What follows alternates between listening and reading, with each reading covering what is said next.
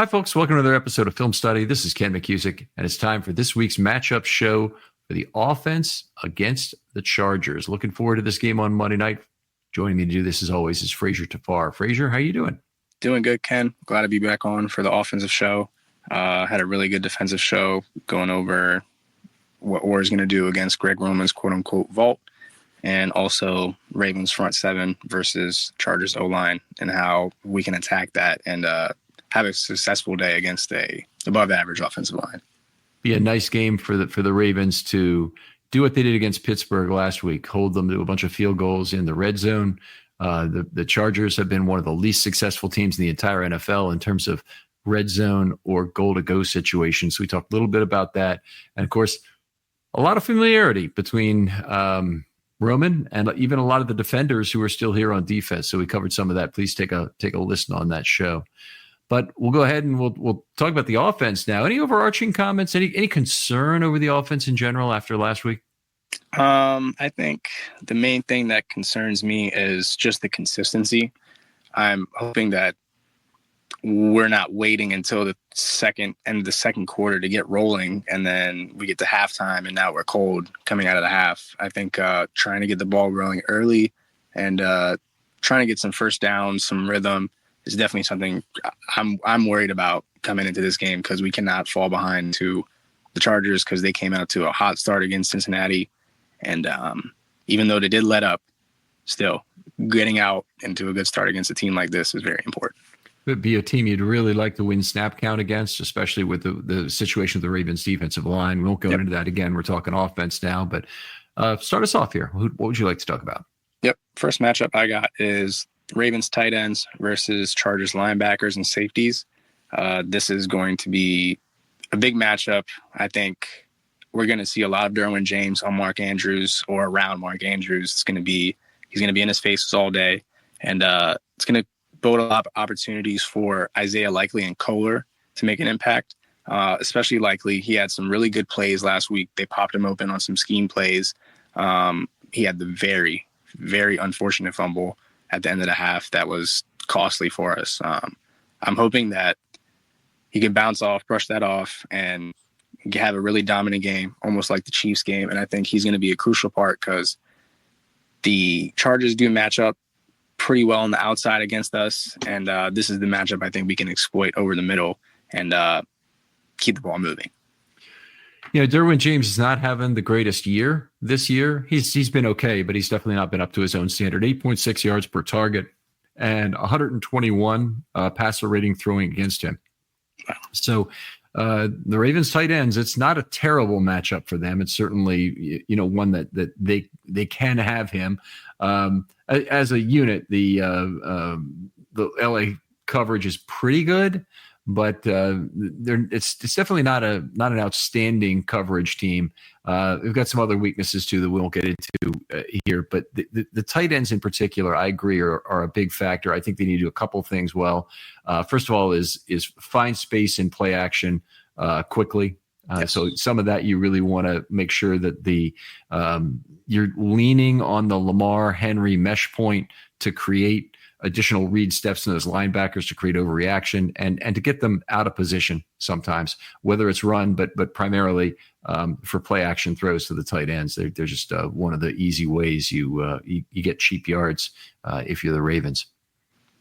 Yes, I'm hoping they do something exotic with Kolar, because we're able to. It's been a while since we called his name, so it seems like he's due for a big play right now. I think so he's definitely someone to watch out for in this tight end room, because obviously we have so many different weapons. We need to find some kind of curveball to throw out these guys. Yeah, and it should be possible when you have a lot of weapons, right? I mean, the plays that Kolar's had, one of them was a little short pass. He went for about 30 yards. It was a level 1 of 3 kind of boot. Naked boot, yep. Yeah. Against Dallas. And then he had another big one that was a run down the seam, but we haven't seen him run down the seam in a while now. Yeah. That would be a nice thing to see. A lot of the Ravens plays so far this year have been created by missed tackles. You know, we had an Aguilar had about a 6+50, or maybe it was 3+53 play against Dallas, I think it was. Yep. long But that play. was at Buffalo. Was it Buffalo? No, I'm not sure. Dallas. Okay. So it's right on that right sideline. And that leads into my second point, which is this is a very bad Los Angeles Chargers tackling team. And we don't actually know who running back 2 is going to be in this game. It's one of the big things that if Justice Hill does not play, it'll really be interesting to see what the texture of workload is for this team. It might be a big game for Keaton Mitchell to get on the field and get a chance to prove himself again. It may be a game where Rasheen Ali sees his first snaps for the Ravens in the backfield. So we'll see if Hill is actually ready to go. It would be nice, obviously, if he was. He's a big receiving threat. He's also in a little bit of a slump, and I wouldn't be too critically worried about him having a week off if it weren't for how much the Ravens will miss his pass blocking. But he's in a little bit slump, both as a receiver and as a runner, and a week off might not be the worst thing here from the standpoint of his own production on a per touch basis. But I'm going to get back to. Go ahead. What didn't Keaton Mitchell get injured at the LA game last year? I don't remember. I thought it was the LA game. You're probably right. He's about that time of year. There's about 3 or 4 weeks to go in the season, and it was obviously a very costly injury in terms of what the Ravens had going forward. Only reason why I bring that up, I feel like that's a sense of motivation for Keaton. I think it's like here's my chance to do my wrong rights, and he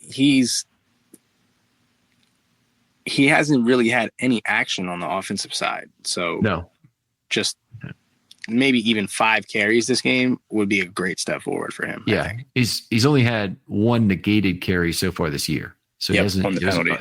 Yeah, they go through the tackles because Keaton Mitchell could play a big part in this, but they need to create level 2 opportunities for Henry. That's always true, but they're even magnified in value in a game like this where the Chargers linebackers have a lot of trouble tackling. Both Perryman and Henley are pretty poor tacklers for inside linebackers. They've accumulated big totals on the missed tackle side. Their safeties are good tacklers. So Derwin James is a good tackler, and both of their deep safeties are both pretty solid. Molden in particular is good. But they haven't really done their work against the Henry stiff arm for most of the year so far. So, most of their tackling comes against receivers. And right. So, to see that would be good. And when you look at what are the characteristics that the Ravens need to exploit generally against most teams, they're a very good tackling team who's also their baseline characteristic is to force tons of missed tackles. Missed tackles forced is the statistic. In terms of MTFs, their rushers have 81 missed tackles. The Chargers, also a good running team, have only 45 on the season. Wow. Missed tackles forced. Their receivers have 45 this year. The Chargers receivers, now they're probably not as good a receiving team, but they have 24 missed tackles forced on the year. It's a big area to exploit, and I would expect, the ratio between these two potentially to be even better in a matchup between those two teams where the defenses are also at the extreme ends of the spectrum in terms of being good and bad tackling teams, respectively. Yes, and I think those statistics speak for themselves because we do have a lot of people that can make people miss. You have, obviously, Lamar, Henry, and then you have Zay Flowers, you have the other Zay, Likely, and then you also have Wallace, who's made people miss. You had, like you mentioned, Aguilar, who's made some people miss as well. So it's a handful of people that can make people miss. So when you have that many people in a sample size, you're only destined to be one of the better missed tackle teams in the league. And it's interesting that fact is true because a guy like JK seems like he could break tackles on his own, about 20 in a year. So I don't know. Let me see how he's doing this year, Ball. You go to your next point and I'll bring it up. Yep. Next point I have is Lamar versus too high coverage. Not discriminated whether it be man or zone. I think if he has the too high look, he needs to make the Chargers pay. The one high seems to have caused this little issue, whether it be robber or cover 3. These have caused issue. It gets into zones that spark something uncommon this holiday season with just the right gift from Uncommon Goods. If you haven't finished your holiday shopping yet, don't panic. We've got a secret source for incredible original gifts, and that's Uncommon Goods. They've got unique, hand-picked gifts for everyone on your list, all in one spot. gifts that spark joy, wonder, delight, and that it's exactly what I wanted feeling. Somehow, they know the exact perfect gift for every single person you know. Whether it's a football fan or a book lover, they've got unique gifts. Myself, I got some drinking glasses that have the blueprint of Camden Yards on it, as well as some nice ceramic ice cream bowls that are the shape of the Baltimore Orioles helmet, just like the plastic ones you get from the stadium, but I keep them in my cabinet, specifically for ice cream after those Oriole wins. So when you shop at Uncommon Goods, you're also supporting small artists and independent businesses. Many of their things are handcrafted, made in small batches. So go ahead and shop now before they sell out this holiday season. To get your 15% off your next gift, go to uncommongoods.com/ravens. That's uncommongoods.com/ravens for 15% off. Don't miss out on this limited time offer. Uncommon Goods, because we're all out of the ordinary. We want to play. So cover 2 is what we want to play for. I think being able to manipulate the safeties with his eyes is going to be key, especially if they want to play zone. Get them looking one way and have the receivers going the other, whether it be a corner route and then a post route over top of it. Just make the safety make a decision and take advantage of it. And I'm same case in man. If they're playing one-on-one, Zay has to win. Bateman has to win. If Johnson's in the game, he has to win. And they need to give windows for Lamar to make these not easy throws, but give him a window to just put it in there. Yeah, I'm certainly with you on that. And what you're referring to is post-snap reads and how he might Exactly. deal with the defense. I think the pre-snap reads have been critical for Lamar this year too, and I want to see him in and out of pass and run plays as necessary in this game, and that as a reaction to what coverage he sees at the snap. And also, to mention that, there was this one play against the Steelers. I don't know if it was a second play called in the huddle, but Lamar changed the whole formation, and he sent Talon Wallace in motion, and he popped Henry open on that run. It was the 31-yard run? 31 yard. Yeah. I don't know if he audibled out of it, but initially they were in a certain formation, and then they shifted out of it. Yeah, that got me excited, because if Lamar's audibling into a run and it pops like that, I don't know what to say at that point, because if he's able to continuously put our guys in good positions like that, it's really going to be really good for this offense moving forward. We mentioned the absence of Justice Hill in this game. This is a case where Hill's absence undoubtedly is going to mean a heavier workload for Henry. It may mean an opportunity for Mitchell, maybe an opportunity for Ali, and they should, as soon as the Ravens can shut down Henry for the game, they probably ought to this week. You know, when time allows, because it's a short week, they're working on afterwards to play the Eagles, and they're a very tough opponent. Not even 100% sure that Hill will be back for that game. Yep. So they're going to want to get turned around pretty quickly. So I think we'll see some from Ali and Mitchell if the Ravens can get a lead greater than 2 touchdowns, let's say, in this game. And it's a little greedy to hope for that on the road, but hey, well, we'll see. We've seen crazier on Monday night. Yeah, you got to have you got to have a Christmas list, and that's certainly there. You've kind of led me into my next item, which is the Ravens versus themselves. Lamar Jackson has been nothing short of unbelievable on Monday Night Football, and in his life, he's never thrown an interception. He's got, I think, over 20 touchdowns now. But every time I see the graphic, it's updated and it's not quite up to date. He might have 20-0, it might be 21-0 now. But either way, these are 2 of the least intercepted teams in the entire league. They're actually 1-2 in interception rate against, and additional unforced errors put you in bad situations in short fields. And that's how if you're the Ravens, you can find a way to lose this game. I think the Chargers have other ways they can lose the game in kind of a neutral turnover and penalty script. Yep. But the other thing is avoiding penalties. The Ravens have the most penalties and penalty yards in the entire NFL. I'm tired of saying it as much as you're tired of hearing it, I guarantee you. But the Chargers had the 4th fewest penalties and the fewest penalty yards So it's really bad. And it shows up most in offensive holding calls where the Ravens have 21, the Chargers only have 9 on the year. Wow. So Patrick McCary, I'm looking at you right now more than anybody else in terms of being a guy who needs to improve that situation with fewer holding calls. But it's been one of the bugaboos for the Ravens. It's yes, they got screwed some, particularly early in the year in terms of calls and what was going on. That's not the problem anymore. Right now, the problem is they have too many flags. Yeah. And so on both sides of the balls, it's some of it's not being good enough. And some of it is, I think, off the offensive line coaching is not at the same level. So whereas I'm happy that they were able to get Warhop at the last moment to step in for Joe D and the tragedy there. They've really lost a lot. Joe D, I think, would have been quick to try and retrain, reteach these linemen on when to give up on a run block. If it gets outside the frame, you're much better up just giving up on it. And 9 times out of 10, he's not anywhere close to getting to the ball carrier, even when it's on the edge of the play. And then at one time out of 10 that he makes the tackle and you lose 5 yards on the play. So what? That's a bunch of holding calls you avoided in that process. So. Yep. And the penalties that really bother me is the false starts and the procedure penalties. That's the one I can't handle because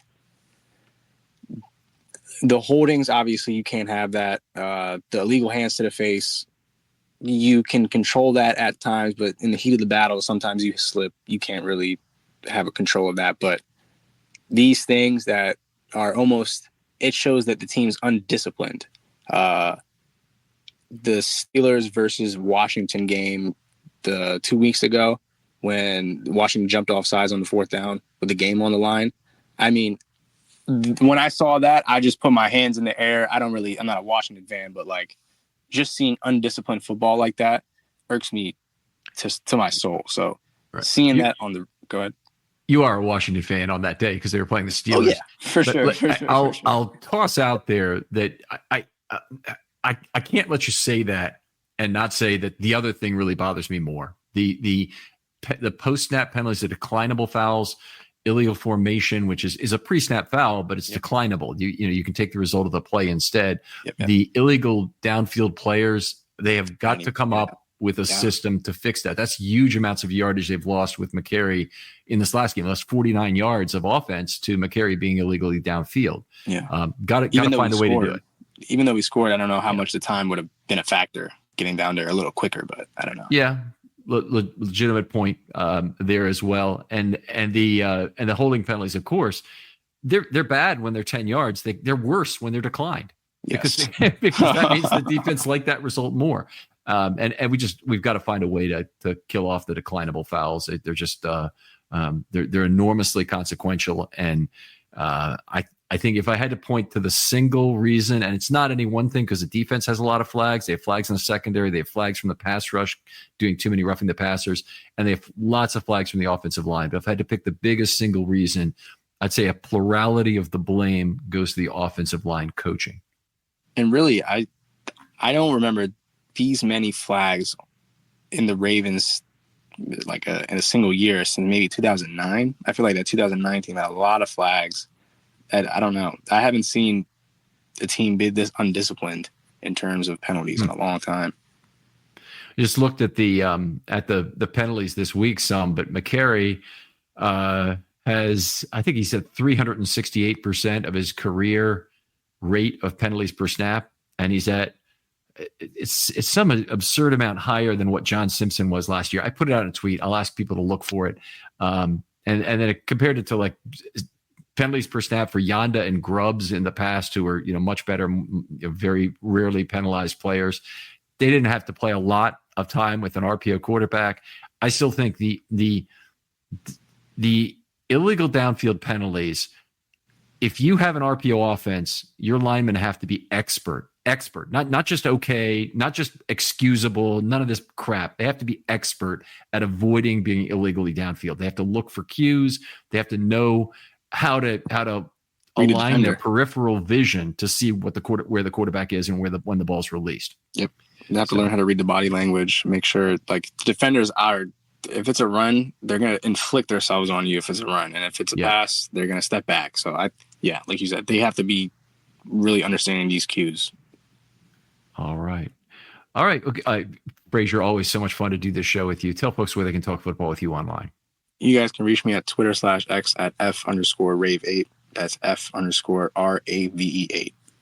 All right, folks out there, thanks so much for listening. As always, two ways you can help us. If you want to use hashtag Film Study Mailbag, we'll try and get to your questions, even on this show if you like. If you have a matchups question, use hashtag Film Study Mailbag, and then it'll be clear. If it's a matchups question, we'll get to it with Frazier here. But otherwise, thanks very much for being so loyal. If you want to write us a 50-word 5-star review, always great if you can do that. For Frazier Tapar, this is Ken McCusick saying goodbye, and we'll talk to you next week on Matchups.